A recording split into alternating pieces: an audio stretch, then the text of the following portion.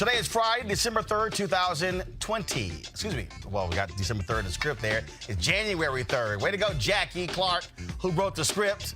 Yes, I'm busting you out. It's Friday, January 3rd, 2020. She got December 3rd. All right, U.S. forces kill a top Iranian general. Donald Trump gloats. The question is, will this lead to war? We'll talk with MSNBC analyst Malcolm Nance about what is next. Also, Trump today, right now, holding a rally in Miami with his far right-wing conservative evangelicals. But do they actually speak for people of faith, or are they frauds? Mike Bloomberg was asked about his administration's support for the way New York City handled the Central Park 5. He says he really can't recall, but we do, and we'll break it down. The governor of Virginia, Ralph Northam, wants the statue of Robert E. Lee removed from the U.S. Capitol, and the white cop in New York who broke into a black woman's house in Tennessee and threatened her and her sons, well, that punk ass has quit. And Tavis Smiley is proceeding with his case against PBS. They have dropped this 500-page report that details lurid sexual harassment allegations against him. He says he can't wait to go to court. It's time to bring the funk. I'm Roland Martin Unfiltered. Let's go. He's got it. Whatever the biz, he's on it. Whatever it is, he's got the scoop, the fact, the fine. And when it breaks, he's right on time and it's rolling. Best believe he's knowing. Putting it down from sports to news to politics. With entertainment just for kicks, he's rolling. It's on go, roll, y'all. It's Roland Martin, yeah. Rolling with Roland now. He's funk, he's fresh, he's real, the best, you know he's Roland Martin now.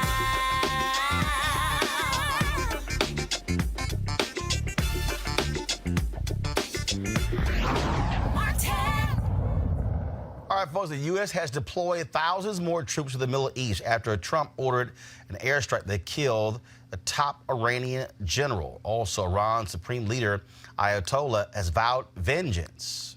Now, what's going on there? The U.S. State Department has ordered all Americans out of Iraq and Iran, first of all, out of Iran, as a result of this action, saying that, frankly, it is not safe. Now, what's interesting is that Donald Trump had lots to say when President Barack Obama was in the White House when it came to Iran. Our president will start a war with Iran because he has absolutely no ability to negotiate. He's weak and he's ineffective. So the only way he figures that he's going to get reelected, and as sure as you're sitting there, is to start a war with Iran. Now, I'm more militant and more militaristic than the president. I believe in strength.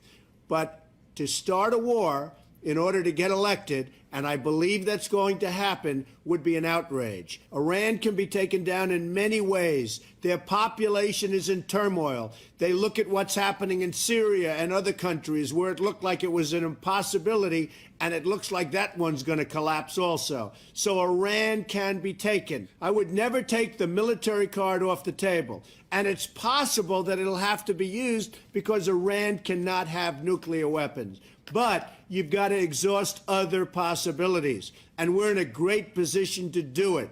They know, or they at least must know, that they're in a little bit of heat because there's a lot of pressure to attack. This is a great time to negotiate. Unfortunately, we have a president that doesn't know the first thing about negotiation. We have a real problem in the White House. So I believe that he will attack Iran sometime prior to the election because he thinks that's the only way he can get elected. Isn't it pathetic? Yeah, it is pathetic, because could that be the only way Donald Trump gets reelected? See, there's always a tweet or a comment from the Orange One when these things happen. Now, today in Palm Beach, where he was speaking, he finally appeared before the press. Now, understand, normally what happens when the President of the United States takes an action like this, they notify what is called the Gang of Eight. That is the top congressional leaders in the House and the Senate. Donald Trump didn't do that. In fact, we also know now that he told Israel about this attack before he told American congressional leaders. They've already talked to Russia about this, and Trump still has not talked to congressional leaders. Well, this is him today explaining the actions. So go right to my iPad. Highest and most solemn duty is the defense of our nation and its citizens. Last night, at my direction, the United States military successfully executed a flawless precision strike that killed the #1 terrorist anywhere in the world, Qasem Soleimani. Soleimani was plotting imminent and sinister attacks on American diplomats and military personnel, but we caught him in the act and terminated him. Under my leadership, America's policy is unambiguous to terrorists who harm or intend to harm any American.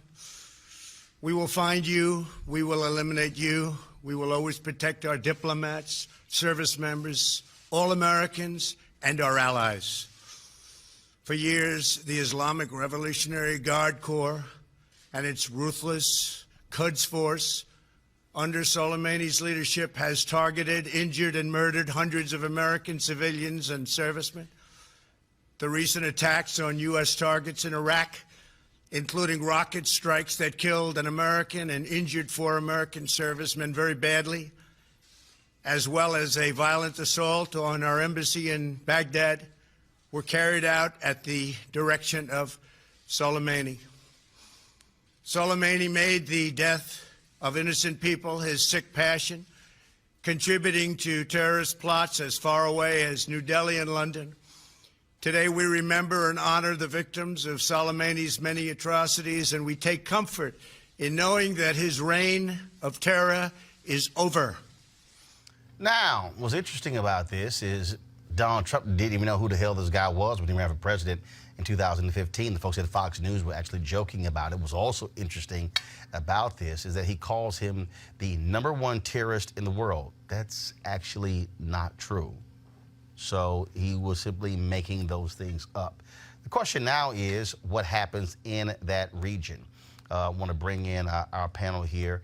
This is a huge, huge story because, again, it raises concerns among many Americans in terms of, are we now going to be entering into another war in the Middle East? Julian Boykin, he's with the Young Republicans of Southern Maryland. Dr. Nyambe Carter, Howard University Department of Political Science. Mustafa Santiago Ali, former senior advisor, environmental justice for the EPA. Dr. Carter, I'm going to start with you. This is somebody who has said that we should be pulling out of the Middle East. Supposedly, Jared Kushner is negotiating a Middle East peace plan. This action right here completely throws all of that out of the window.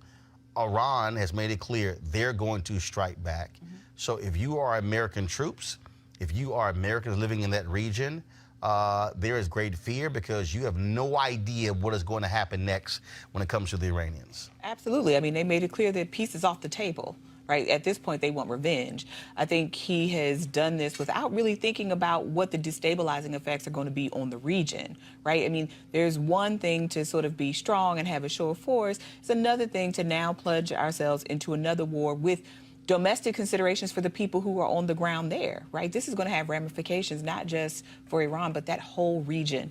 So I think people better buckle up because there are going to be more deployments, right? They are already strengthening the number of troops that are in the region. So this is about to be an escalation, and it's going to escalate very quickly, I think. I want to go to right now to MSNBC analyst Malcolm Nance. He, of course, serving long time in U.S. intelligence, author of the book, The Plot to Betray America, How Team Trump Embraced Our Enemies, Compromised Our Security, and How We Can Fix It. Malcolm, put into context exactly what has taken place in the last 24 hours. Well, what's happened here is that we've seen the United States take a very, very decisive step, is a polite way of putting it, towards essentially war with Iran. this goes back 1 week ago when suspected Iraqi militias in Iraq who were trained by Iran were accused by the United States government of carrying out a rocket attack on a base named K1 in the vicinity of Kirkuk, Iraq. This killed one contractor, wounded several service members. From there, they decided that this was backed by Iran, that Iran apparently gave the Iraqis the weapons and equipment to do this, which, you know, when you're talking about an Iraqi militia, is a little laughable because the Iraq are awash with weapons. From that point, the United States vowed that they would have retribution against whoever did this, and that's apparently when the planning to kill the top Iranian general, Qasem Soleimani, a man who has been involved in Iranian Revolutionary Guard Corps terrorism since the 1980s. Soleimani is not just a general. He is like a combined equivalent of the vice president, the chairman of the Joint Chiefs of Staff, and, you know, has rock star status, like, you know, almost equal to Barack Obama, for example, because he is also the man that mobilized Iraq's militias from a ragtag group of people into a 500,000-man force that defeated and pushed ISIS completely out of Iraq. He was very public. He was on television all the time, very popular. And it apparently the United States carrying out a drone strike executed him. The deputy commander of a gentleman by the name of Al-Muhandis, or the engineer, as it's translated, who was the commander of the Kata'ib al-Hezbollah, the organization that carried out the protests around the embassy the other day and laid siege to the building. They were both killed in the airstrike, and there have been reports that commanders from two other militias were arrested and seized by U.S. forces. So Malcolm, explain so apparently this. The United States decided that we would go directly at the Iranians and essentially wipe out their most popular figure outside of the Ayatollah Khamenei himself. Malcolm, explain this. So Donald Trump stands before the cameras in Florida and says this was the #1 terrorist in the world. That's not true.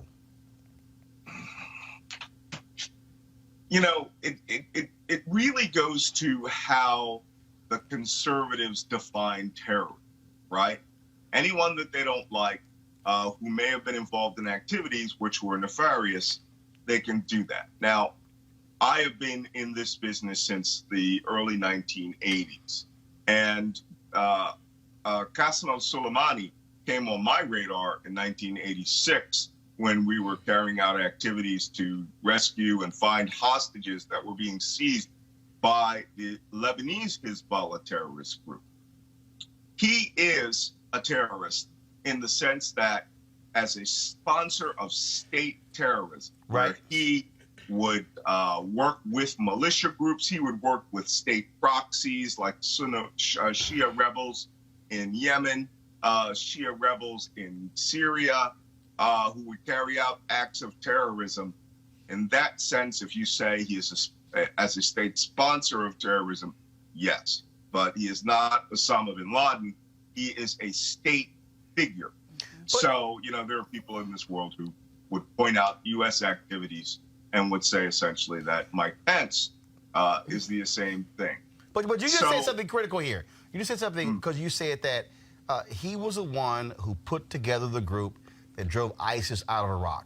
And this is the piece where I think Americans not really understanding what in the hell is actually happening. So here you have, again, in this country historically, Because first of all, if we want to go all the way back to Mossadegh in 53, where the Iranians, there was a time when the Iranians loved America, but when we helped what is basically British Petroleum, BP, today overthrow Mossadegh, then Iran, and put the Shah of Iran, that's what changed everything. But what's interesting here is that what you're dealing with in this region is that you have, at one time we loved Saddam because he hated Iran, then we were down with Iran because they hated Iraq. Here you have an Iranian general who's driving ISIS out, and we're supposed to hate ISIS. And I think that's the piece that people don't understand. You have these different loyalties as that's happening there because different people have different interests based upon what what is happening in their country. Well, in this circumstance, you're absolutely right. But you would have to understand this is when Iraq was invaded by ISIS, where they came from northern Syria and then drove almost down to the top of Baghdad. Iraq was working almost principally by itself, and then with the air assistance of the United States. And this is where enters Soleimani. He runs the Revolutionary Guard Corps in Iran. They are a massive paramilitary force of, almost 500,000 men. Scalable in wartime up to 2 to 3 million men.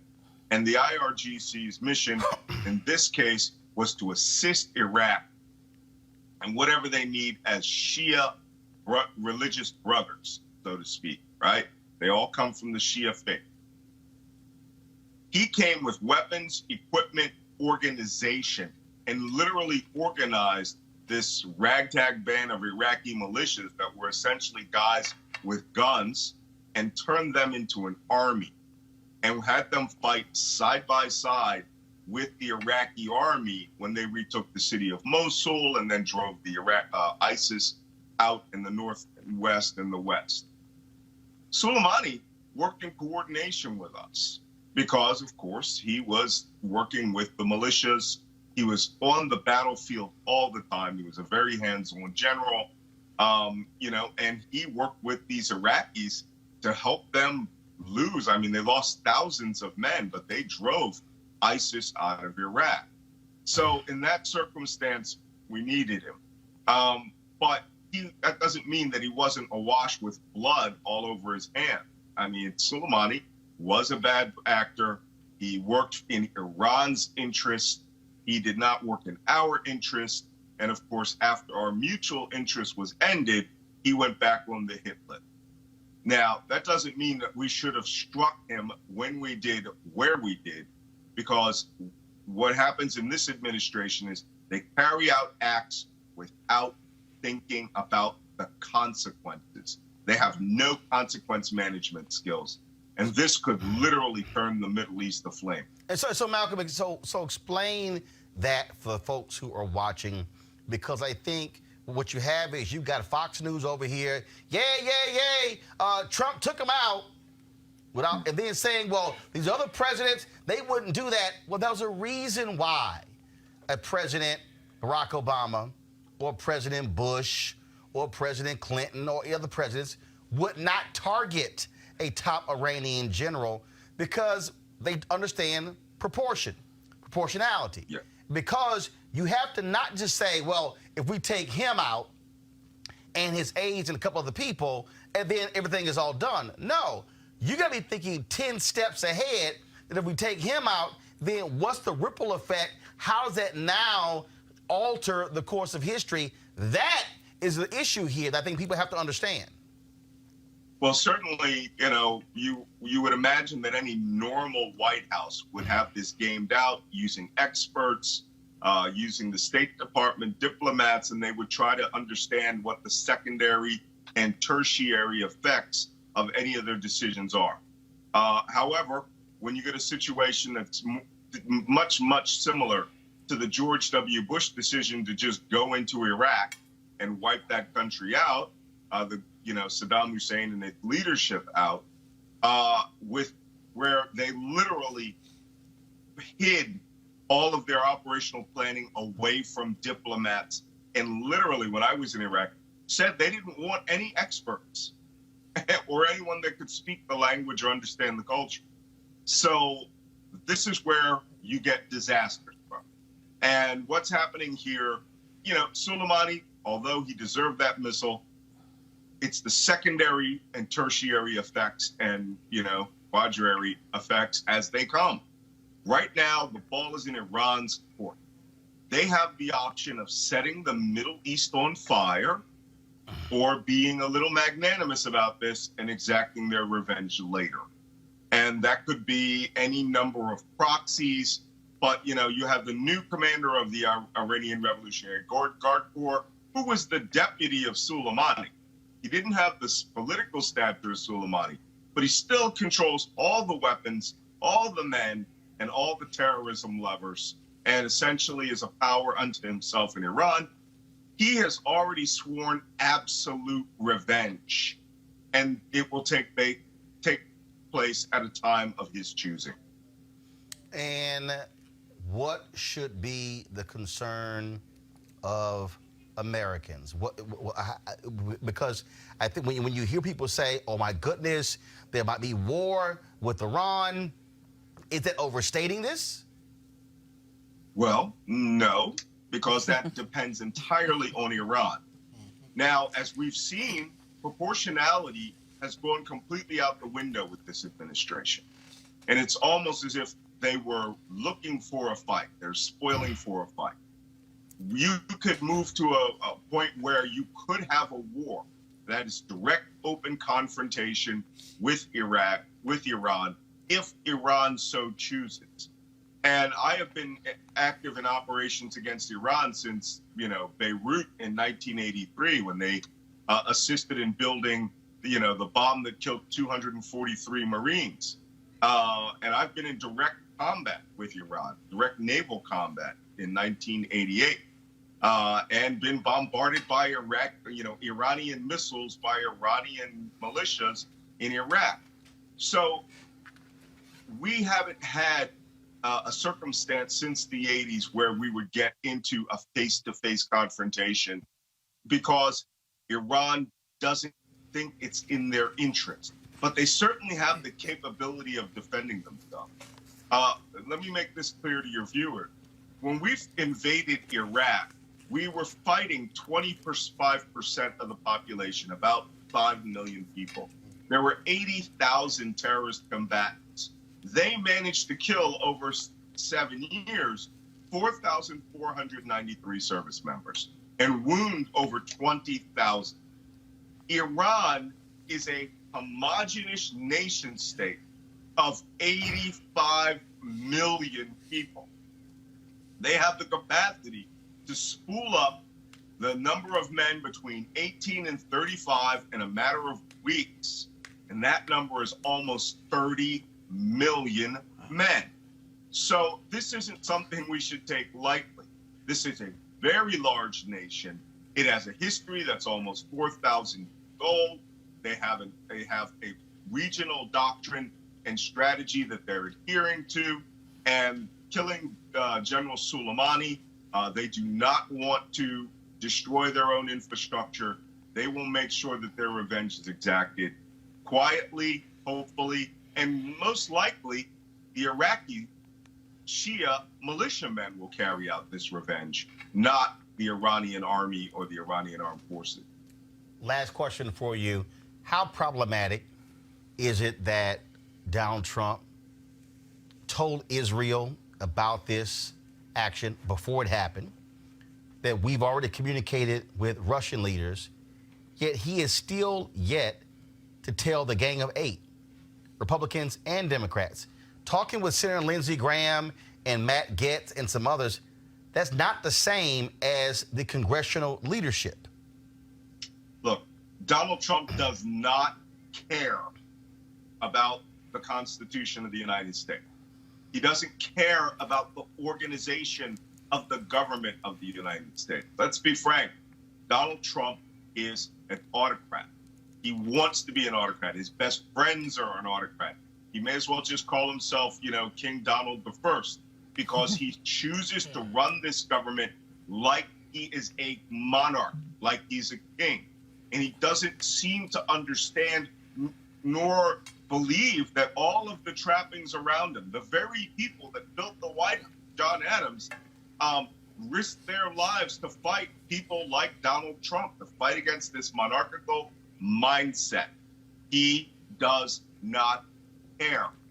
And now that he's been impeached, he's starting to understand it's just a piece of paper so long as he has the Republican Party in his back pocket. And at this point, that makes him dangerous because he flaunts not just the norms of the presidency of the United States, he flaunts the norms of decent society. And to him, having a war with brown people on the other side of the world, to him is a win because his people are inherently racist and they take U.S. policy to carry out racist activity. We've seen this time and again, documented, confirmed behavior. So with that in mind, and the belief that he is unaccountable to the nation, he will carry out a war and do whatever he wants. And hopefully that Iran's retaliation isn't so severe that he starts thinking about applying the use of nuclear weapons, because he is an absolute monarch. He has the authority, so long as the target is not something crazy like France, he has the authority to target and use nuclear weapons as he sees fit, because the people of the United States, in their infinite wisdom, chose him as president. That's how the rules work. I know I had a final question for me, my panelists. You have any question for Malcolm? Anyone? All right, cool. Malcolm Nance, man, always a pleasure. Again, folks, you definitely want to get his book. It is called he's the author of The Plot to Betray America, How Team Trump Embraced Our Enemies, Compromised Our Security, and How We Can Fix It. Malcolm, thanks a lot.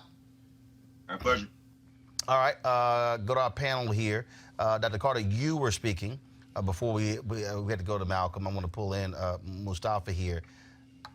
Look, presidents have taken actions to retaliate when Americans have been attacked.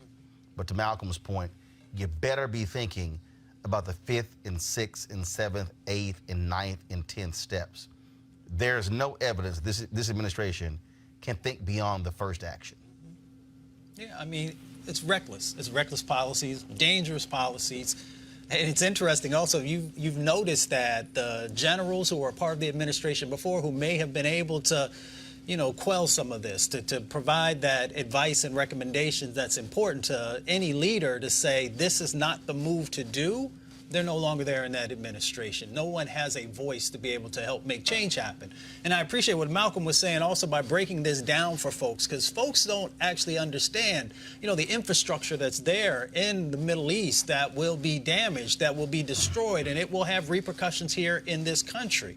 And also, since I come from a climate background, I understand when you start blowing up oil wells, how that will also impact the environment. There are so many things that will be connected to this set of, like I said before, reckless movements that will play out for generations to come. Julian, Speaker Nancy Pelosi issued this statement where she said, go to my iPad, please. American leaders' highest priority is to protect American lives and interests. We cannot put the lives of American service members, diplomats, and others further at risk by engaging in provocative and disproportionate actions. Tonight's airstrike risks provoking further dangerous escalation of violence. America and the world cannot afford to have tensions escalate to the point of no return. She then says the full Congress must be immediately briefed on this serious situation and on the next steps under consideration by the administration, including the significant escalation of the deployment of additional troops to the region. Fair or unfair? That's fair. I believe that, Nancy Pelosi, if she wants to be briefed, she should be briefed. Now, not that she wants to be briefed. She's the Speaker of the House. She's part of that gang of 8. What I'm saying is, if she's saying, hey, I want to be briefed on how this decision was determined, who made it, what evidence do you have, I want to see it, then, the Trump administration, they should show that. Now, when they're going to show it, I don't know. I can't speak on that. But she's part of the 8. She should be entitled to that information. So I'm not saying she should not have privy to it. So she is entitled to the information. When she gets it, I don't know. I don't think Dr. Carter, they care. I think they have no intentions on doing that. And again, he pulls in Senator Lindsey Graham, who is not a part of the Republican leadership in the Senate. He's the chair of a committee. He's not the Speaker of the House. Excuse me. He's not the majority leader. He's not in the House Republican leadership conference or the caucus there. And so, again, to Malcolm's point, he doesn't care. Yeah. His whole deal is, I'm the president. I don't care what y'all think. I mean, the truth is, I mean, I think I think we were all so quiet because what Malcolm lays out is the very real possibilities that are here. But he does have a responsibility if he's going to be committing troops, right? He has to go to Congress within the next 48 hours. But I think more than that, all of the people who could have been stopgaps between this moment yesterday, right, that happened over the last 25 hours, and where we may be headed, were all kept out of the process. Because he does not care about potentially de-escalating a situation, right? All he knows is respond, respond, respond. But as Malcolm rightly points out, this is going to have larger implications for that region that we're not even thinking about, not to mention the size of this potential skirmish, right? Osama bin Laden was a person who was acting kind of outside of the bounds of the state. But now this is where diplomacy was supposed to come in. We're dealing with another nation, not some rogue actors, right? Not some outside militia group. This was a military official, right? A government official. Right. So now we actually have a moment where we're going to have to contend with another government, right? And that's a very different situation than we were in with 9/11. But we should also look at the difference between this administration and the last administration. So if you look at the Iran nuclear deal, there were a number of other countries that were a part of that. Not just the United States. Exactly. Multiple nations. Yes. And with this administration, you know, they reached out to Israel, and I understand that conversation that happened, but to the best of our knowledge, there was no conversation with the United Kingdom. There was no conversation with France. There was no conversation with Germany, which were a part of that nuclear deal that President Trump decided to remove us from a couple of years ago in 2018. And now we're in 2020, and he has now assassinated this leader, somebody who, you know, some have labeled him in his respective country as a rock star. So you know that's going to mobilize many young men to want to get engaged in whatever types of actions that are going to happen.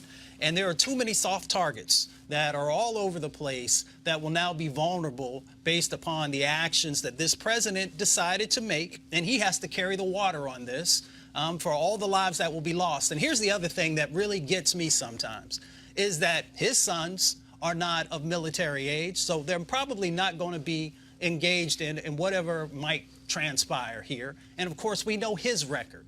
My family has served since World War II all the way up. But when he had the opportunity to actually serve, he decided to go in the opposite direction. Mr. Bone Spurs. Exactly. The last point here, and I think that this is really, what is so critical here. Most Americans, and I made that clear when I started with Malcolm. Most Americans have no idea what the hell the reality is in the Middle East. Have absolutely none. Again, if you look at American history, when we were friendly with Iraq, supplied Saddam Hussein with weapons because he was fighting our enemy, Iran. Then all of a sudden, we started hating Saddam Hussein, and so we started working with the Iranians to fight him.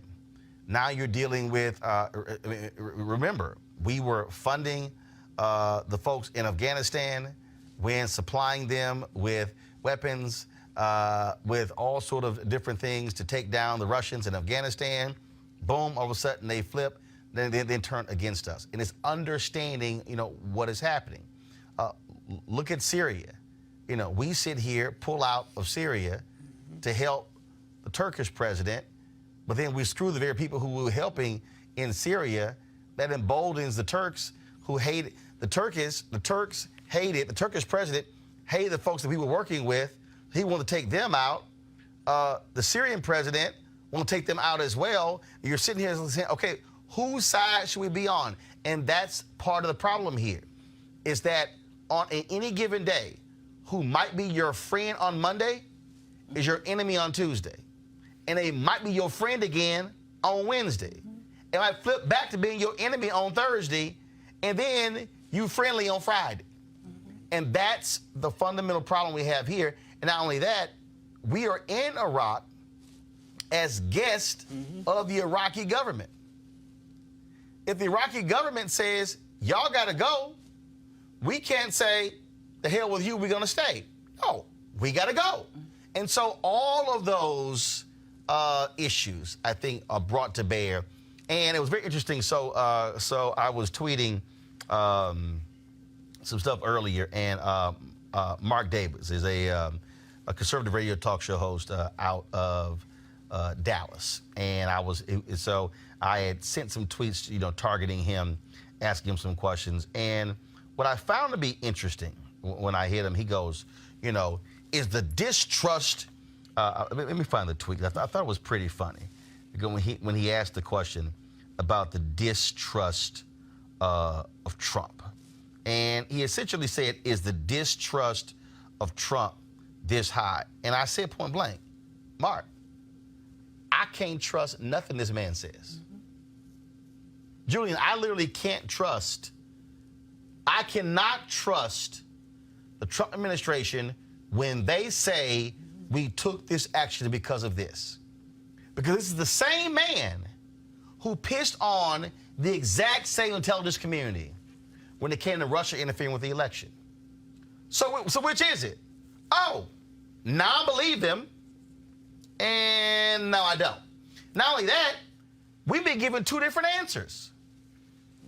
We've been told the State Department and the Pentagon has given two different answers on what happened. State Department, there was an imminent threat. Pentagon, no, it was a response to what just took place. Okay, if it's both, say it's both. But don't give me two different answers to exactly why something took place. And again, that's the issue here. Normally, we are trusting the person occupying the Oval Office to make decisions in the best interest of Americans. I can't trust anything this man says. Nothing. I can't trust anything. And that's why you have a level of distrust, because this is a man who lies about basic stuff, who literally at the rally he held today with the Evangelicals lied about, I got rid of the Johnson Amendment. No, you didn't. It's still law. You didn't get rid of it. That's a lie. And that's part of the issue here. You cannot trust what comes out of this man's mouth. And that's why anything he does, the motives are always questioned. Just a reality. Going to a break, we come back. We'll talk about the evangelicals, the conservative evangelicals meeting with Trump in Florida today. But it's very interesting because they love talking about evangelicals for Trump. Why don't you just go ahead and say white conservative evangelicals? Because certainly black folks don't feel the same way. Black evangelicals don't feel the same way about Trump as other folks do. Also, Tavis Smiley going to court against PBS after he was fired. They say because of sexual impropriety. He says, I can't wait for my day in court. That's next, Roland Martin Unfiltered. You want to check out Roland Martin Unfiltered? YouTube.com/Roland S. Martin. And subscribe to our YouTube channel. There's only one daily digital show out here that keeps it black and keep it real. It's Roland Martin Unfiltered. See that name right there? Roland Martin Unfiltered. Like, share, and subscribe to our YouTube channel. That's youtube.com/Roland S. Martin. And don't forget to turn on your notifications so when we go live, you'll know it. All right, folks, as the marijuana momentum continues, the folks at marijuanastock.org have already reached more than half of their funding goal for the hemp CBD investment. That's right. If you want to take advantage of this great opportunity, you need to do it now because it won't last much longer. Now, if you don't know, I'm talking about the hemp plant, the good cousin of marijuana with a much higher concentration of CBD. That means hemp gives you all the medical benefits of marijuana without getting you high. Also, if you don't know, hemp farming is now legal in the U.S., creating one of the largest commodities worldwide. Now, it's an opportunity for you to invest, and that's where 420 Real Estate comes in. Their business model is very simple. They buy land that supports hemp CBD grow operations and lease it to licensed, high-paying tenants. They're hemp CBD landlords. You can get in on the action. Now, of course, what they're doing is allowing you to invest a minimum of $200 up to $10,000 in their crowdfunding campaign. That's right, $200 up to $10,000. Now, to invest, all you got to do is go to marijuanastock.org. It's marijuanastock.org. Then you'll see all the details. So you want to get in the game and get in the game now.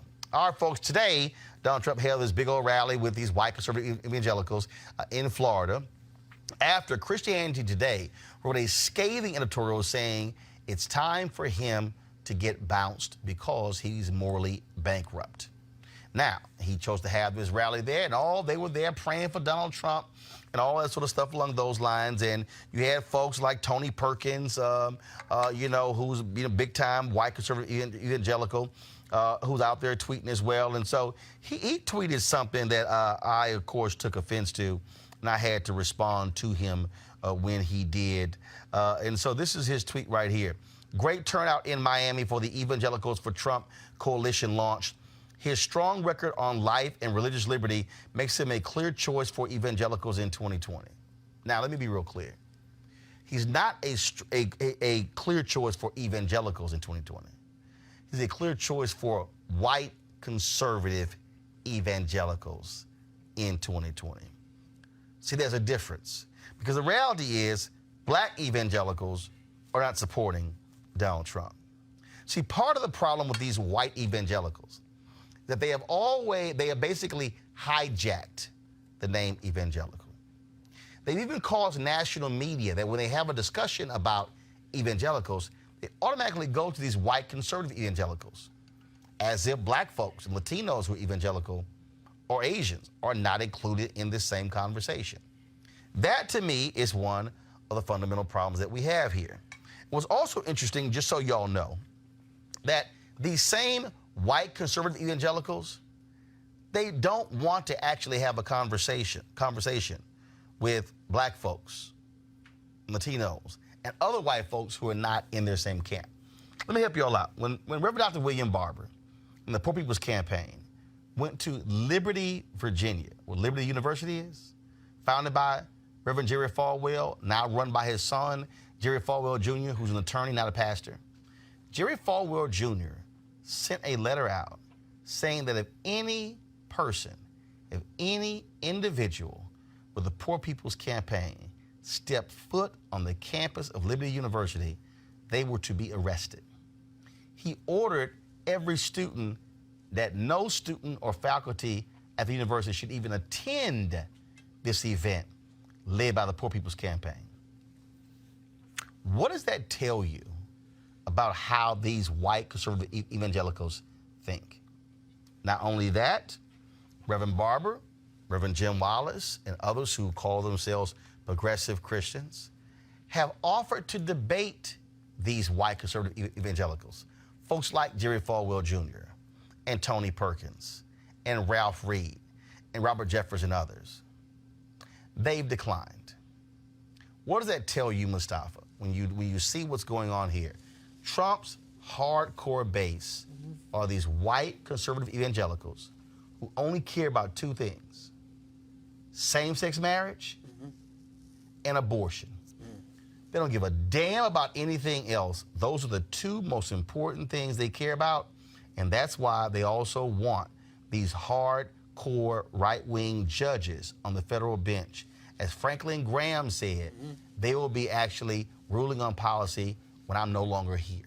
Yeah, it's interesting. We look back at Scripture, and Judas sold out Jesus for 30 pieces of silver. If you think about that in today's times, how people are literally selling themselves out for a Supreme Court judgeship, or selling themselves out so that there can be these inhuman immigration policies, or even if you want to have the conversation around abortion rights and those types of things. That's the reason that folks don't want to actually have a real conversation, a debatable conversation, one, on Scripture, but two, on, if you say that you're a follower of Jesus, what the reflection of that should actually look like and should be. And, you know, that's the reason folks don't want to deal with Reverend Barber, because they know, one, he understands the book, but he also understands what humanity is actually supposed to look like. Julian, here's what's interesting. Go to my iPad, please.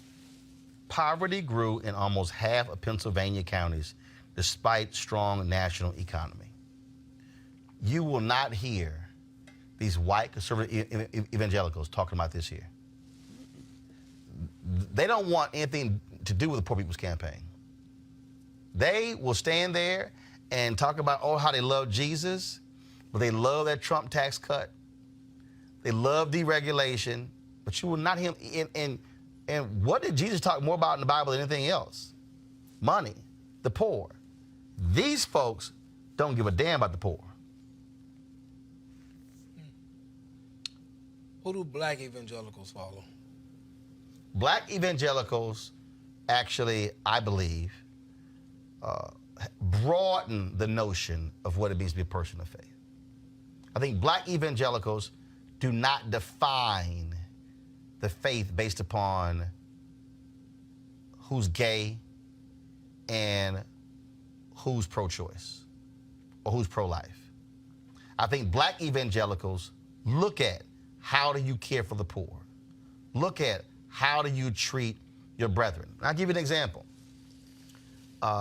Pastor Maurice Watson, when he was in Omaha, Nebraska, a group of white conservative evangelicals came to him, loved his pro-life stance.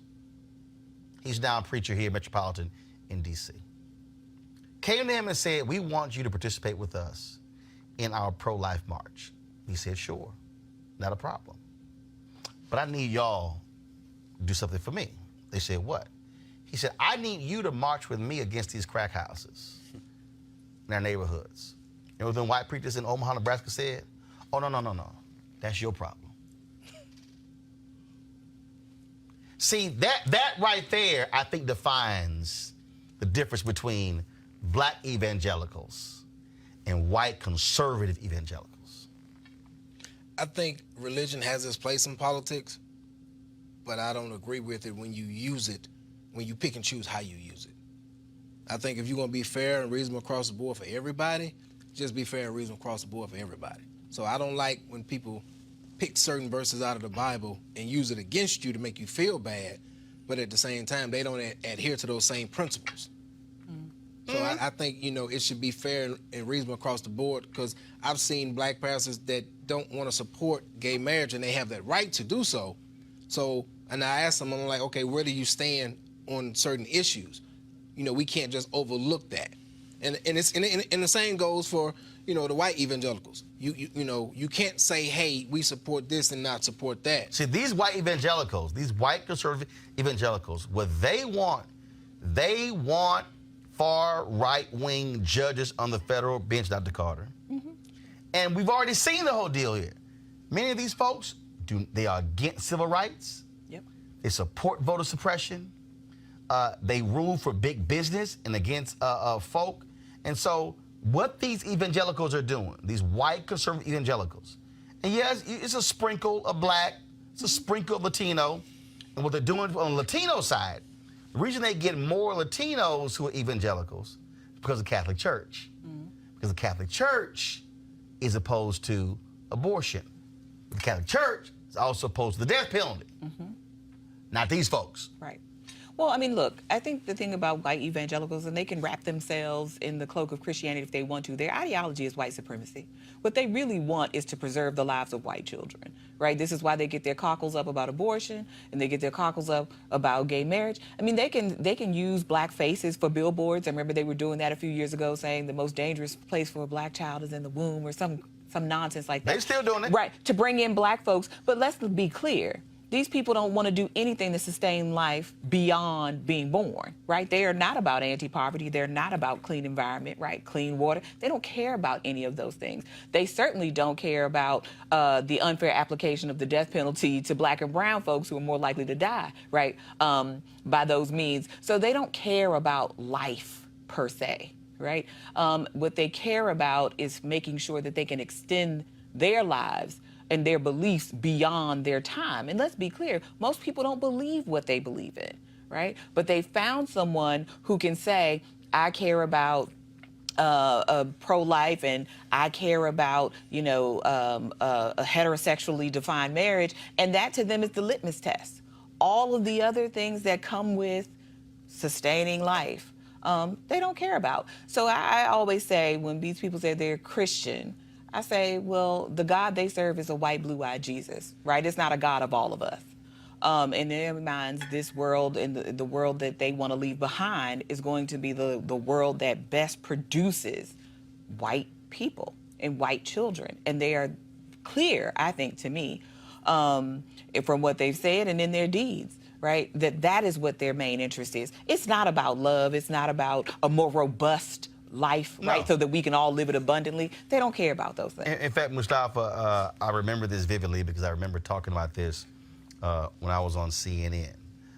And so Bob Riley was the governor of Alabama, Republican, white, conservative, evangelical. He said that this was back in 2003 or 4. He said that the tax code, actually 2006 or 7, the tax code in Alabama was grossly unfair to the poor. So in Alabama, they started taxing people beginning at $4,600.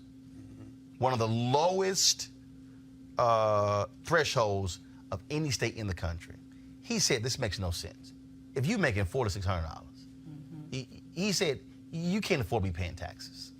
So he had this $1.2 billion tax package that was going to raise taxes on the wealthy and businesses and was going to cut taxes for poor families. What's interesting is that Chamber of Commerce supported the governor's proposal. In fact, what he also did was he used the Bible and what would Jesus do as a campaign theme. This person was interviewed. He said, I just don't think you can find a justification in the New Testament for taxing a family that makes $4,600 a year. He went all around the state proselytizing. What would Jesus do? It lost 65% at the ballot box. And those white evangelicals in Alabama, guess what? They voted with their pocketbooks against the poor and against this proposal. And that's what I keep trying to explain to people. Their faith is a buffet line. I'm going to take one of those, and I'm going to leave the rest. That's why I call them hypocrites, and that's why I call them out. In the Bible Belt, making those types of decisions, it doesn't matter. It's not even in the Bible Belt. Far too many folks place the dollar over their spirituality, and it's very clear to see. And, you know, we all going to have to answer for the decisions that we made and the actions that we made in one day. Simple as that. And speaking of answering to that, Mike Bloomberg has a lot to answer for. At a recent campaign event in Alabama, the CBS News reporter, Tim Perry, asked Bloomberg, who's running for president on the Democratic side, about his previous support of how the investigation in the Central Park 5 case was handled. Listen to this. We started talking about race, and a subject that's come up a lot is the Central Park 5. And when you were mayor of New York, you defended the city and the police department's handling of the Central Park 5 case. You argued that they both acted in good faith. Do you still believe that today? And do you think that I really have no idea. I've read in the paper. I've been away from government for a long time. Apparently the courts have ruled that they did not commit a crime, and that's the final word, and we just have to accept that. But it isn't a question of what anybody believes. At the time, you did not believe that, and so I'm saying, have you changed your stance on that? I think there was an awful lot of evidence presented at that time that they were involved. There's been questions since then about the quality of that evidence, and so I've been away from it for so long. I just really can't respond because I just don't remember. But there's been plenty written about it, and I'd suggest you go and read some of that.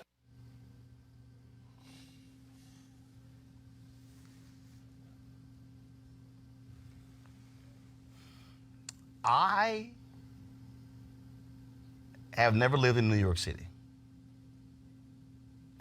I am a native of Houston, Texas. But Do you think for a second that I don't remember this case? Do you think that somehow over the course of time I've forgotten the Central Park 5 case? That's like asking somebody black who grew up during Jim Crow, did she forget the Scottsboro Boys? But let me also explain to you why Michael Bloomberg is an absolute fraud with that answer. Because Mike Bloomberg, as mayor, opposed, let me say this loudly and clearly, Mike Bloomberg, as mayor, opposed a settlement for those young men. The only reason there was a settlement was because de Blasio was elected mayor. Mike Bloomberg is lying. To say you do not recall the details, to say, well, some evidence was presented and, you know, there were some questions, and then to say, well, we just have to accept the court's. Really? It was renewed as a result of the Ava DuVernay film on Netflix? So, Mike Bloomberg, are you telling us you were completely out of the loop on this one? Mustafa, I said this, the apology that he gave at Pastor A.R. Bernard's church on Stop and Frisk was BS. I don't accept it. I don't buy it. This man was defending Stop and Frisk as late as January of 2019, and all of a sudden you're telling me that in November of 2019 you found religion and now you see that it was bad? On this case here, this man simply, it is disqualifying the answers that he has given on this case, and it is no different than Trump defending his actions in this case as well. You notice also words have power, and he said apparently. So apparently leaves this space for folks to still hang there and say, well, maybe they really were guilty, even though the DNA evidence said that they were not guilty.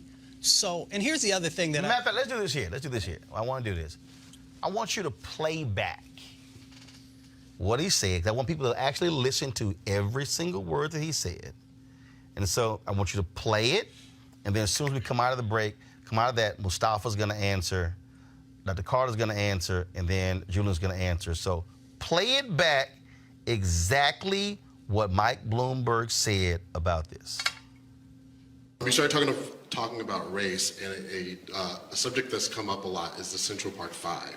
And when you were mayor of New York, you defended the city and the police department's handling of this Central Park 5 case. You argued that they both acted in good faith. Do you still believe that today? And do you think that I really have no idea. I've read in the paper. I've been away from government for a long time.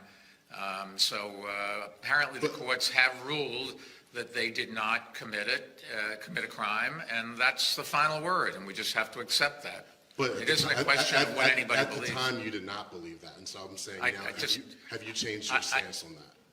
I think there was an awful lot of evidence presented at that time that they were involved. There's been questions since then about the quality of that evidence, and so I've been away from it for so long. I just really can't respond because I just don't remember. But there's been plenty written about it, and I'd suggest you go and read some of that. Yeah, so again, apparently, no, it's not apparently. The courts have cleared them, have said that they were innocent. The DNA evidence also cleared them. So here's the other thing. We see people who have huge amounts of wealth, and with that wealth comes the access to information. He is one of the most powerful people in the state of New York, probably one of the most powerful people in the United States of America. So you can't just say that I've been away from government for a while. It's not like you don't have the opportunity to know what's going on. And this was a significant issue in time in your city. And so you, of course, would be a part of the garnering of that information. And what you should do is, as we've said with other powerful folks, if you made a mistake in the past, admit it and say that I've grown, I've learned, and then be supportive of what that change is that's happened when that information comes out. And when you don't do that, it makes it look like you're being disingenuous, that you're being unauthentic in the responses that you're giving. So, you know, we got to have people, as my grandmother says, when you know better, do better. Yeah. But it's not just seeming right to be inauthentic. He is being inauthentic. He's lying, right? I mean, this man spent the better part of his administration fighting, compensating these young men for their traumas, right? I mean, the city was wrong. It lied. They beat those boys into confessing. He knew this. Everybody knows this. And then, like you said, the way he kind of slyly put it in there so it makes it seem like, well, maybe they're guilty, but they were exonerated because the evidence was of poor quality. No, there is no DNA. There was one perpetrator. That perpetrator has been found. Unfortunately, these young men had to pay with their lives. And since they've been exonerated, you still have people like Michael Bloomberg and Donald Trump who want to say these young men, and at the time boys, were guilty. They're not guilty. They didn't do it. Full stop, right? And Michael Bloomberg spent $6 million of the city's money fighting, compensating these young men for what they went through. And if you ask me, him sitting here saying he can't recall should be the thing that we say, well, then you shouldn't be president. Because if you, at 77, when you were the mayor of that city for what, about 10 years, and you spent a huge time fighting the people of the city of New York, fighting these young men as citizens, right, of that space who have been so brutally treated by the criminal system, by your police department, everything on down, that you can't remember that, then you're clearly not with it. You're not ready for this job. This is not the experience for you. And Julian, here's a timeline. 2002, the convictions were vacated. Bloomberg becomes mayor in 2002. He serves from 2002 to 2013. The settlement happens in 2014. So you're trying to tell me in one of the biggest stories in the city of New York in the second half of the 20th century, a case that the convictions were overturned, vacated when you took over, and the entire, all 3 terms of yours, this was an issue, and now I can't remember.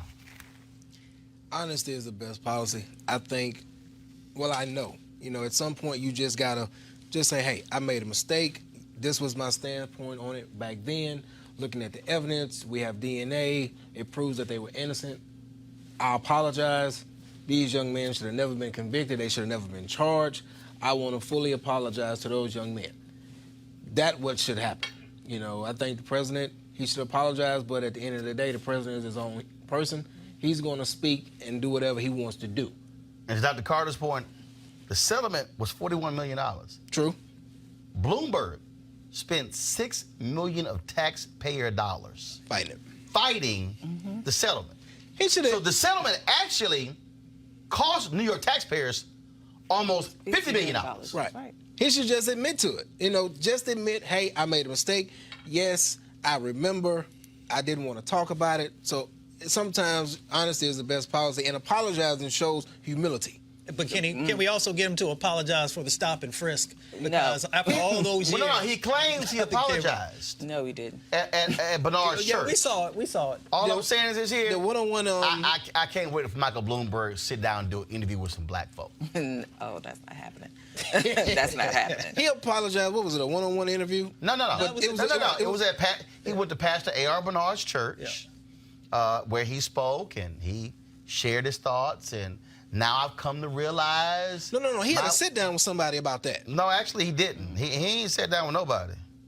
He ain't sat down. But coming to realize No. when black and brown He people in did. that city had been telling you for years that this is hurting us, stop doing this, and you doubled down on it, right? So you're sorry. Well, what's the point? You did the damage. Now you've hurt all these people. Now I don't care about your sorry. And really, he should have been taking money out of his own pocket and compensating the city of New York for that $6 million lawsuit, because he was bound and determined that those young men would not receive a dime after their exoneration. Yep.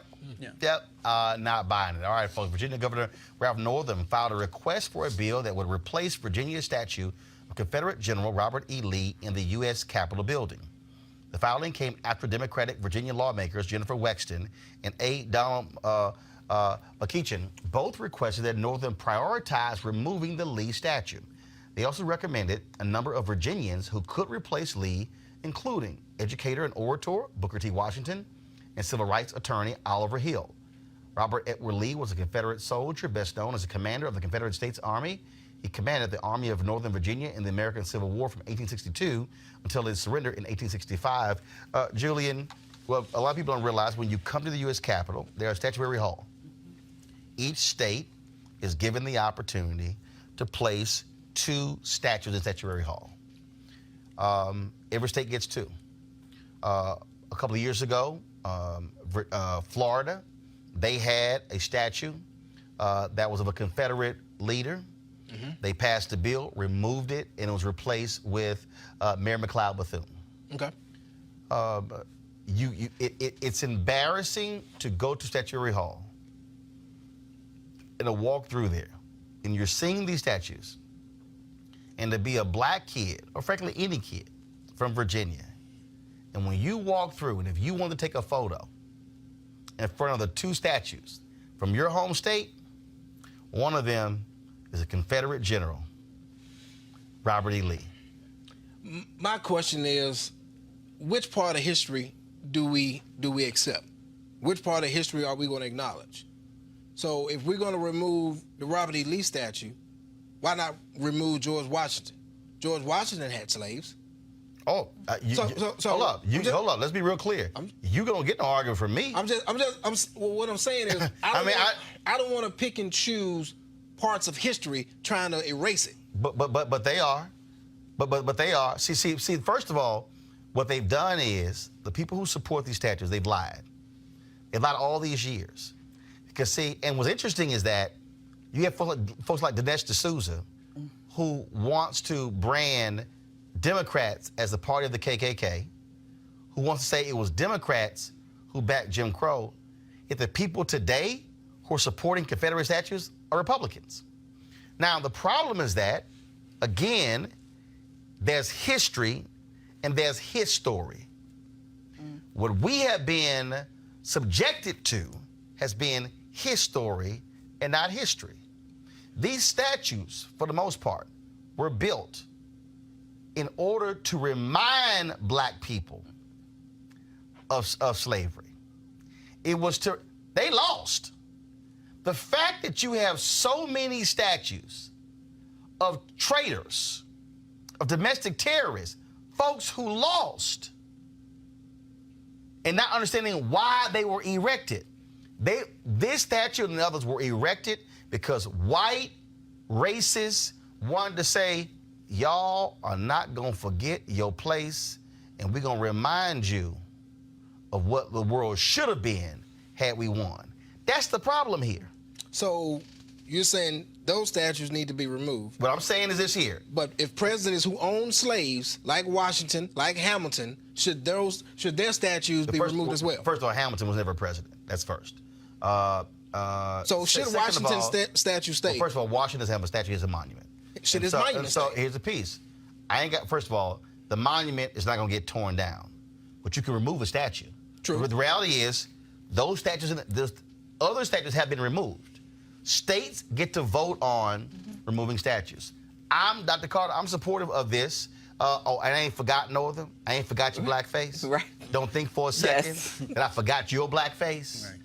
But the bottom line is, this needs to go. Well, this is a place of honor, right? This is where each state gets to send who they think are the best representatives of that state, Virginia chose in the 20th century, right? They didn't pick this in the 19th century. They chose this in, I think, like the early part of the 20th century, Robert E. Lee as the best representation of Virginia, right? Because they thought a Confederate loser, right, and a secessionist and a slave owner and all the other things was the best representative that their state had. They still honor him every year. Absolutely they do. I mean, they have a number of streets named after Confederates. I mean, like, Virginia is all in on this Jefferson Confederate Davis deal. Highway, Absolutely. the greatest domestic terrorist in U.S. history. They still do it. And so I think, you know, if we're talking about symbols and how things matter, yes, it does matter that Virginia is still upholding Robert E. Lee as a best representative of what their state has to offer. When, if you think about it, right, he's the person that lost. And he's a traitor to his country, right? And he's all these other things that we can say. I don't know many other places that have statues to losers. Well, let me give you one. So when I used to visit my grandmother in Clarksburg, West Virginia, there is in the center of town a statue of Stonewall Jackson, who fought for the Confederacy. Absolutely. He was born in West Virginia, but West Virginia went with the North, so they fought for the Union, as everybody here knows, and hopefully all the viewers do. And yet, I remember that was one of the areas where there was at least a handful of black folks. So when you go in northern West Virginia, there's only a couple of cities that got a handful of black folks. And to actually have that as the symbol there says something about the change that needs to happen. And there it is. Well, this is the statue. So when you come to the United States Capitol and you walk in that hall and you see all of these statues representing each state of the Union, this is one of the two that represents the state of Virginia. And I say, yeah, remove it, put the damn thing in a museum somewhere, but that should not be representative of the state of Virginia. And if you are a black kid in Virginia, there's no way in hell, when I go to the U.S. Capitol, I want to be able to say, oh, two of the best that we can send was this Confederate general who was a vicious, nasty slaveholder. And that's what he was. Ain't gonna be rewriting the history, folks. That's called history, not his story. All right, folks, let's go to our other story here, and that is a New York police officer, Michael Reynolds, who was sentenced last month in Tennessee for a racist tirade and break-in the home of an African-American family, has resigned from the force. Now, calls for his firing, of course, yeah, he's white, have grown since he was sentenced December 6th in the rampage at the Nashville home in 2018. Online petition drew 12,000 signatures. Now, Reynolds pleaded no contest to charges of aggravated criminal trespassing and assault. He broke into the home near the Airbnb where he was staying, yelling racist slurs and threats at Conice Halliburton and her 4 sons. Halliburton's youngest sons were reportedly 8 and 11 at the time.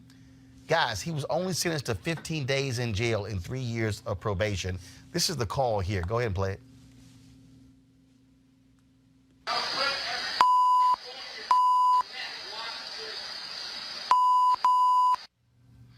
15 days. Yeah, he should have lost his damn job and hopefully does not get a pension.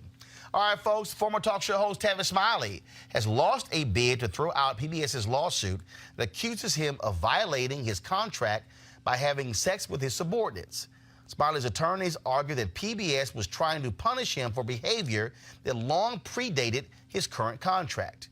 But in a ruling on Thursday, D.C. Superior Court Judge Yvonne Williams disagreed, finding that PBS had also claimed more recent misconduct. PBS canceled Tavis's show after receiving a complaint of sexual misconduct in late 2017. Smiley sued PBS in February 2018, accusing PBS of conducting a sham investigation and of dismissing him based on racial bias. PBS countersued, alleging that Smiley had violated his morals clause and had engaged in financial impropriety. A trial is currently scheduled for February 10th. Now, folks, what's interesting about this is that after this happened, PBS launched an investigation when they put together this 500-page report detailing all sorts of lurid details with regards to Tavis Smiley's conduct when he had his show. He argued, and this is very interesting, he argued that, first of all, and the way this was set up, people don't realize, so Tavis was not an employee of PBS. He owned this company that produced the show in conjunction with the PBS station in Los Angeles, and it was aired on PBS stations nationally. And so he said that his company had no rules about folks dating in the workplace. So his whole point was, how are you telling me how I should run my company, what my rules are? They say they actually violated those rules. He did release a comment. Let me pull up in a second. His representatives sent me an email. Let me pull it up. Howard Bragman, who is an attorney, publicist there, he did comment. I'm gonna pull this up in a second, but just what are your thoughts again on this lawsuit and Tavis taking it further, and now this 500-page report is going to be entered into the public record. Well, this might have been one of those moments where you cut your losses only because if half of what we've been able to read so far is true, it doesn't look good. And even if these relationships were consensual, as Tavis Smiley is alleging, I think it's hard to toe that line when you are the boss. True. Your HR and everything else in that company, right? So if I have a problem with you, say the relationship fails, or say it doesn't work out, who do I go to, right? There's nobody to talk to about retaliation. I think it's just bad business, right?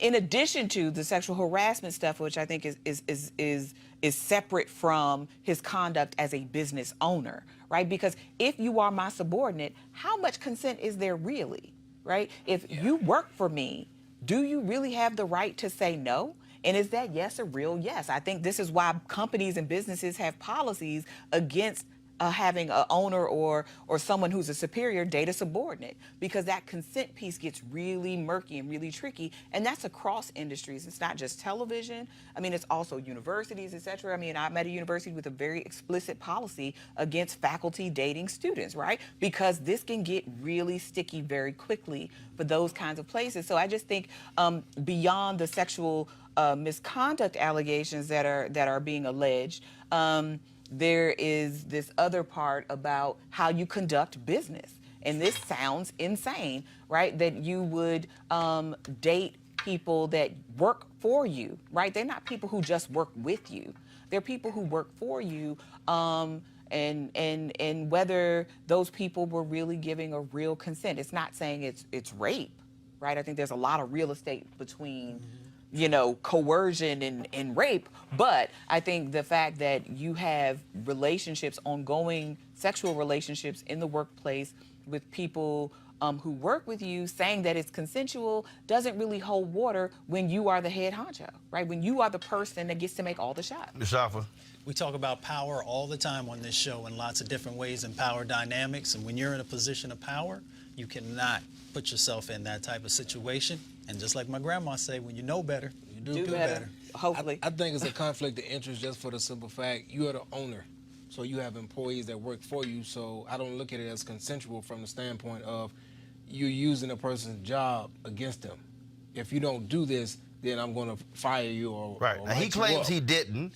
But they say he did. But if they have that policy where there's no relationships with subordinates, if it's a zero tolerance policy, and it presents a conflict of interest, again, you shouldn't do it. But here's the piece, though. Again, when you have your own company, you can make your own rules. But you have the most to lose. No, I understand that. No, I get it. So, but what I'm saying, though, is you do have a right, your company have your own rules.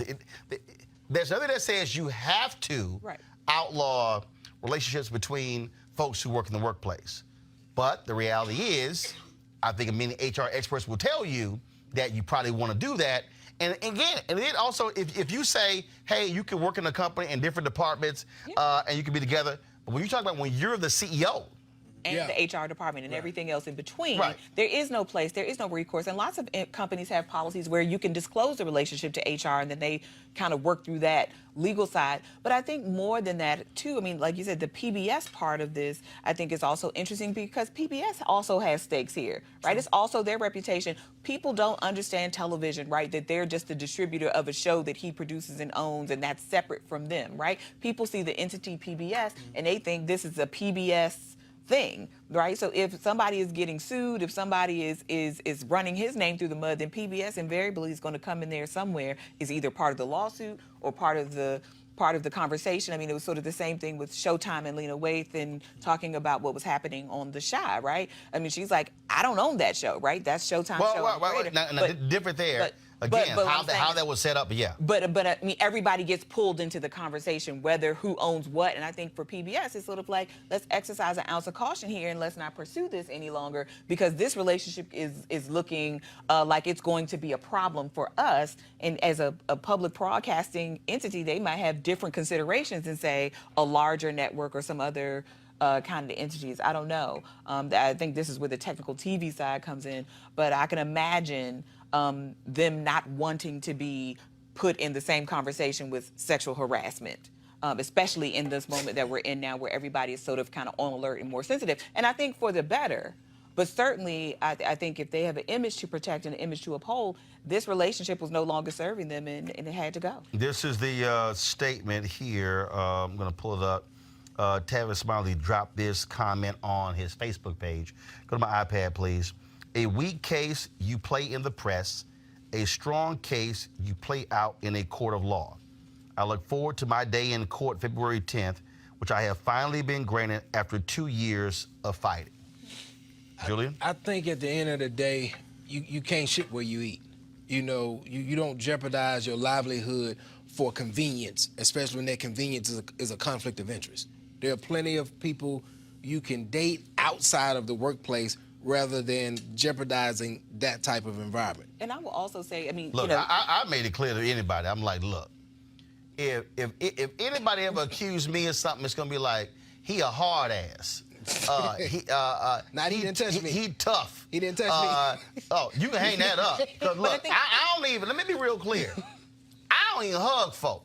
Let me tell you something. When that's my TV One show, you give me a fist bump. No. Folks like, oh, give me a hug. No, I don't hug. My deal is, I am not gonna sit here and any of this sort of stuff. And again, when you listen to, when you look at again some of the details, and yes, this is of course this is the PBS report that they actually put together. Variety had a story earlier where they talked about it, where they laid out some of those details.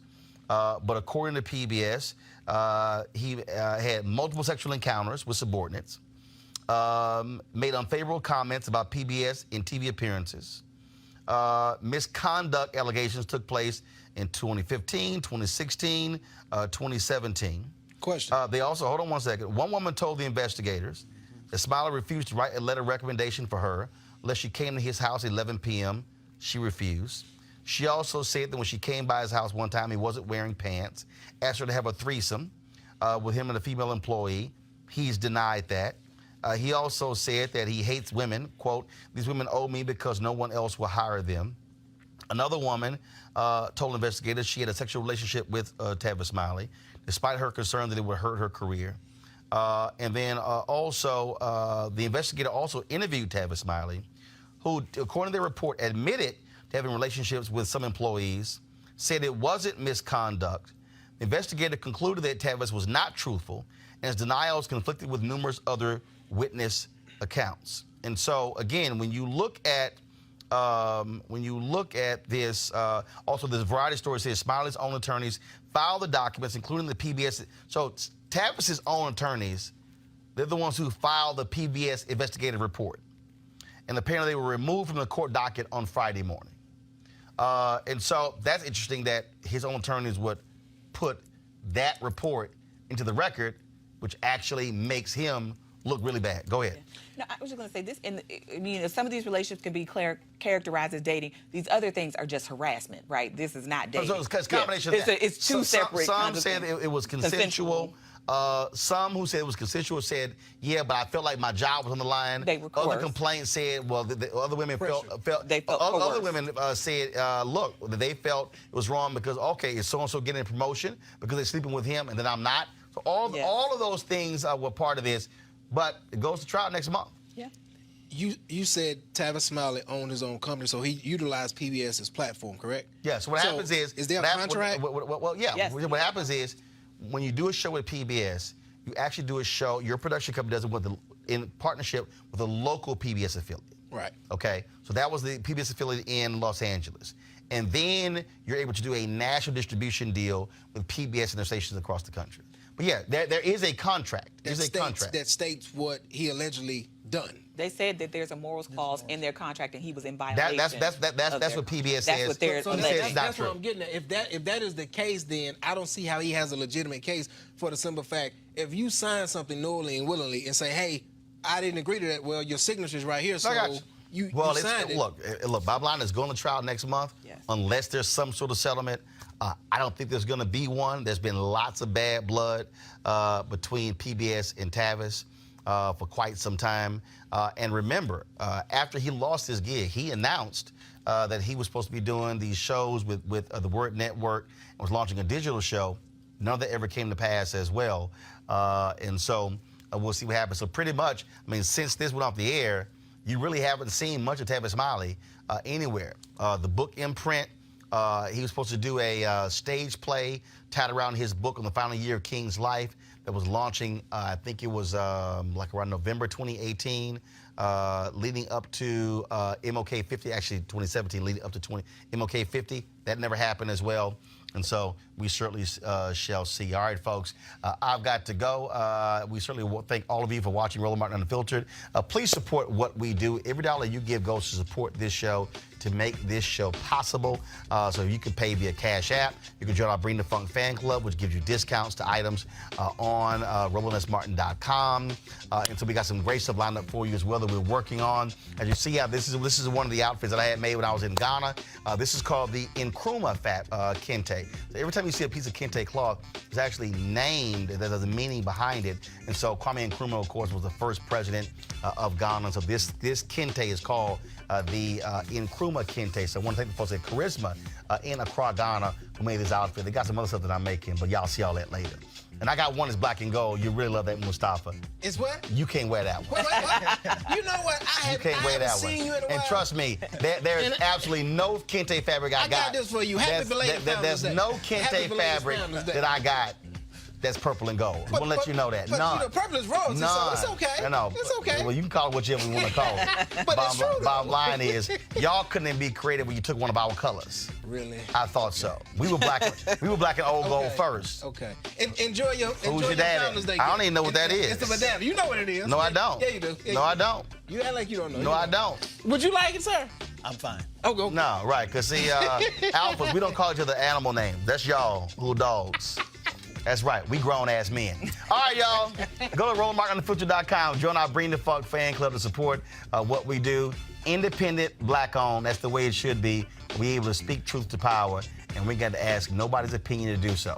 I'll see you guys on Monday right here. Have a fabulous weekend. Oh, by the way, before I go, this weekend, now, y'all, I don't watch the NFL, but I did have to say something about Henry Peterson and his poor little Cowboys. In fact, I'm a Cowboys fan. You a Cowboy fan? I'm gonna add you to it. Well, go ahead. In fact, y'all, is this the phone here? Twitter, so I went to Giant earlier. Had to get some fruit. I started the D-Herbs 21-day cleanse. Y'all, I saw the most pitiful looking thing I have ever seen. Which phone is it on? I just got to show y'all this here before we go. Pull the music down. I'm going to end the show in 1 second. But I got to go ahead and show this here because y'all going to get a kick out of this here. So I'm going through, I'm in the parking garage. And y'all, the car next to me, I saw this and I just busted out laughing. When I saw this, Henry, go to my iPad. Y'all, somebody actually had a little limp Cowboys car flag flying on their car. I tweeted this out, and Mark Lamont Hill said they should be at a half mast. That's what he said. And of course, you know, the polar Dallas Cowboy did make the playoffs. 8-8. The sun shines on the dog, but every night. I'm just saying. You can't win them all. I'm just saying. I understand you can't win them all, but y'all didn't win many of them. And so it's a little rough. It's a little rough for you Cowboy fans. I understand. And see, now that I know you're Cowboy fans, that just make it worse. So you know, Mega and a Cowboy fan. Oh, that's trifling. And so, and your team is? And so, any of y'all, I'm from Houston. You from Houston? We're in the playoffs. Y'all ain't gonna get far. Are we in? Okay, but Are you ain't gonna get y'all far. at home? It's okay. Oh yeah. How far you think Matter Houston gonna of get? fact, Who does Houston play this weekend? Buffalo. Matter of fact, let me go ahead and show y'all this here. Who does Houston play? Buffalo. Oh, wow. Stephen A. Smith posted this one here.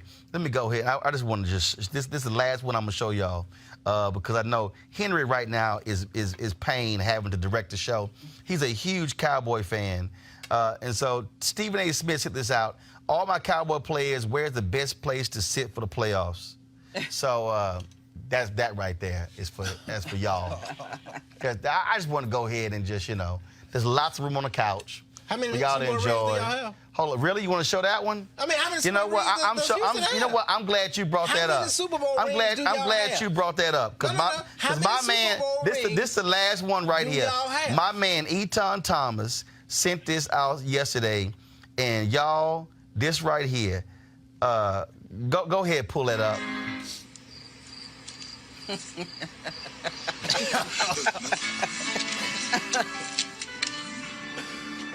Nights like this, I'll be raindrop fall. Nights like this, You opened it up, bro. You should open it up. nights like this, I wish raindrops fall.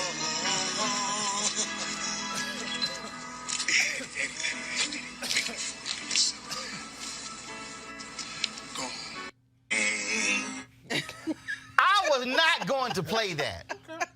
But the moment you brought up your Super Bowl that took place before my nieces were born, that was just so. Eton Thomas, I appreciate you tweeting that out there. But Julian, and just so y'all know, when I was playing, Julian was like, "Damn, that was." He said that was a good one right there. That was a good one. Yes. That was a good one. All right, y'all. As we always end every Friday, of course, showing the folks who contribute to Roland Martin Unfiltered. We want to thank all of you, including you Cowboy fans out there. We surely appreciate it. Thanks a lot. I'll see you guys on Monday. Holla!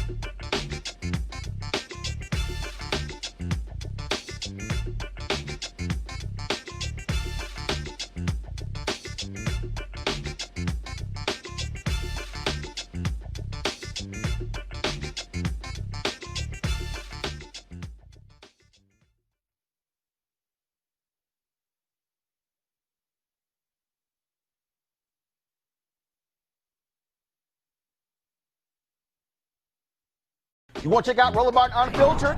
YouTube.com/Roland S. Martin. And subscribe to our YouTube channel. There's only one daily digital show out here that keeps it black and keep it real. It's Roland Martin Unfiltered. See that name right there?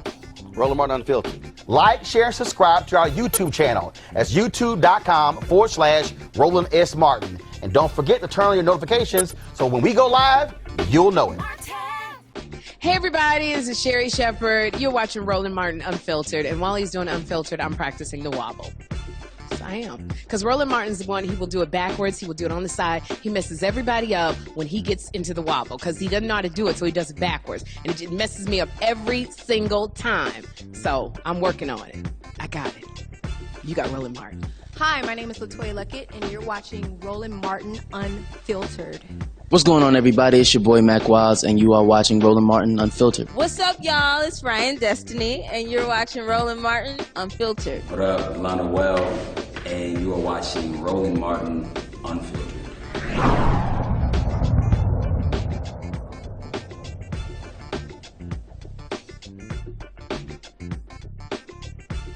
You want to support Roland Martin Unfiltered? Be sure to join our Bring the Funk fan club. Every dollar that you give to us supports our daily digital show. There's only one daily digital show out here that keeps it black and keep it real. It's Roland Martin Unfiltered. Support the Roland Martin Unfiltered daily digital show by going to RolandMartinUnfiltered.com. Our goal is to get 20,000 of our fans contributing $50 each for the whole year. You can make this possible. RolandMartinUnfiltered.com. Hey fam, want to check out Roland Martin Unfiltered, the blackest show on all of digital, cable, and broadcast. Check out our audio podcast. There's only one daily digital show out here that keeps it black and keep it real. It's Roland Martin Unfiltered. Press play. Martin.